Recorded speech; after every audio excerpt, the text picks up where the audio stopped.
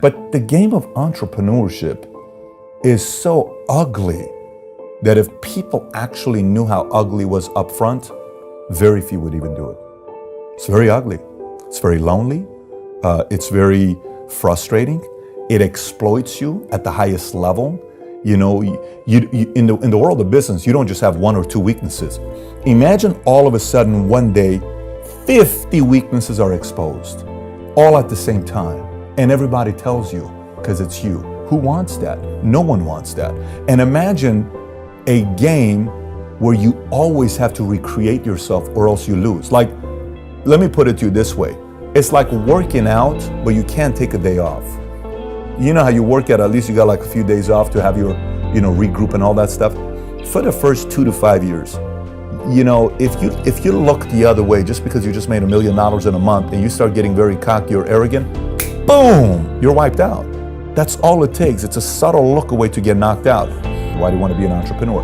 And the answer has to be very crystal clear. It's not just because, don't let the lifestyle fool you. I mean, it takes a lot of work. And you have to ask yourself the question, are you really willing to go through it? If yes, Chris, here's the one thing I do advise to, Brian, to everybody. I think everybody ought to run a part-time business.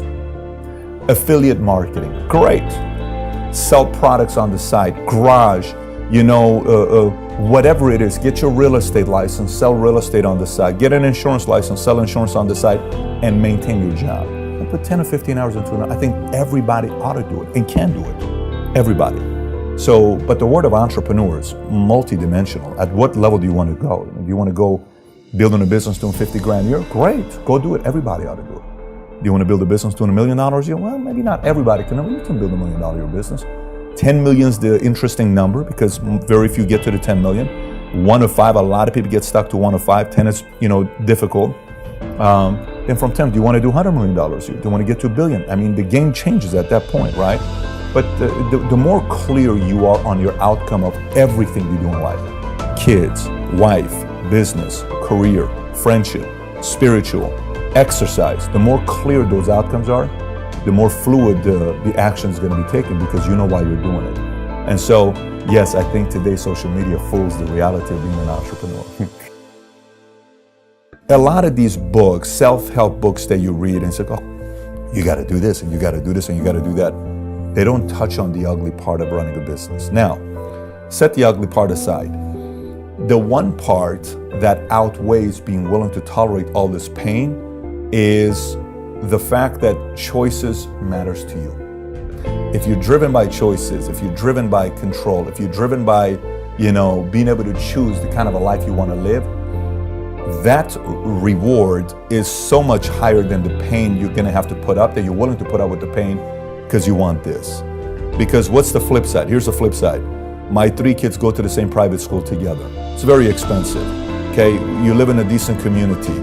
You have a house with elevators and privacy. You can have security, you can have nicer insurance, nicer protection, better advisors, better counselors, better money managers, better attorneys, better CPAs, better protection, all of that stuff. The choices, better places to go, people that you can associate with that are at your same level, if not higher than you, more things that you can have as choice. I'm not talking necessarily material things, choices. So if the choices and the controls that big of a motivation for you, you're going to be able to put up with the pain. But if the pain's too much for you and this doesn't really matter, you'll eventually go back to having a job. Think about how many people started a podcast and they had potential, but they stopped.